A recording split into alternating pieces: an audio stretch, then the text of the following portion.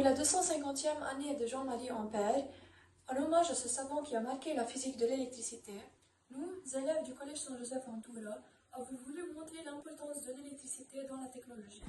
Donc bonjour, le but de notre projet aujourd'hui, c'est de montrer comment l'innovation est essentielle pour créer des solutions durables qui répondent aux défis quotidiens, assurant ainsi un avenir durable et plus sain.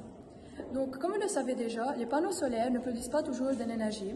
Ils fonctionnent généralement pendant le jour quand le soleil brille, mais les rayons du soleil changent d'intensité grâce à plusieurs facteurs comme le temps, la saison ou bien l'heure. Par exemple, le matin et le soir, le soleil il est plus bas, ce qui va diminuer la production. Et la nuit, les panneaux solaires ils ne génèrent pas de l'énergie. On peut donc conclure que l'énergie solaire elle n'est pas disponible tout le temps. Pour maximiser cette production, plusieurs systèmes ils vont utiliser les suiveurs de lumière, étant le sujet principal de notre projet. Le suiveur de lumière est un système qui permet aux photorésistances de suivre le soleil pour capter le plus de lumière possible.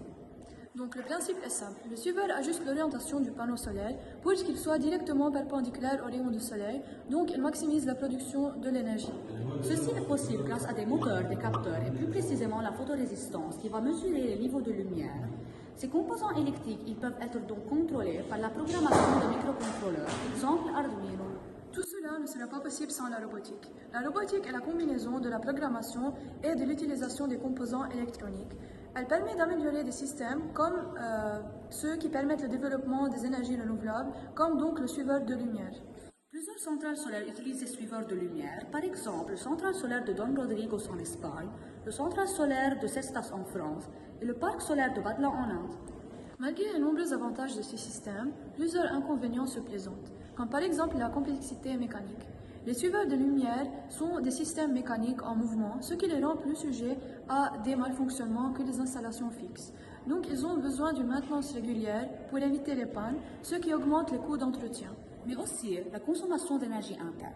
Les moteurs et les systèmes de lumière, ils vont eux-mêmes consommer de l'énergie, ce qui va réduire légèrement le gain énergétique global. L'énergie renouvelable, elle protège l'environnement et elle va préserver les ressources.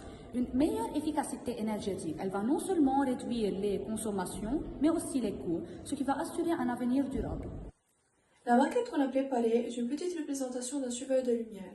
On a utilisé un moteur servo, deux photorésistance, deux conducteurs ohmiques de 5000 ohms chacun et d'un Arduino Uno.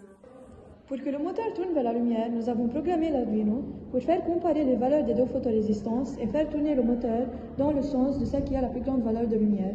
Donc comme vous le voyez, le moteur tourne vers la lumière, donc, ce qui permet que le panneau solaire soit exposé directement à la lumière.